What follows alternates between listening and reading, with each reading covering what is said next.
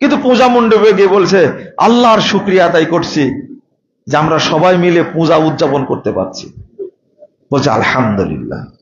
গতদিনে দুর্গা পূজা গেল, তো দেখে মনে হলো যে বাংলাদেশের অধিকাংশ মানুষই কি মুশরিক, তাই না? টুপি আলাও মুশরিক, দাড়ি আলাও কি মুশরিক, পাঞ্জাবি আলাও কি মুশরিক। ইমানের কি অবস্থা চিন্তা করেন।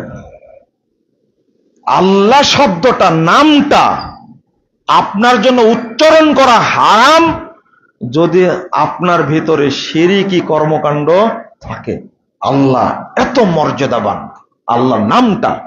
কিন্তু পূজা মণ্ডপে গিয়ে বলছে আল্লাহর শুকরিয়া আদায় করছি যে আমরা সবাই মিলে পূজা উদযাপন করতে পারছি। বলছে আলহামদুলিল্লাহ। আস্তাগফিরুল্লাহ, আস্তাগফিরুল্লাহ, আস্তাগফিরুল্লাহ।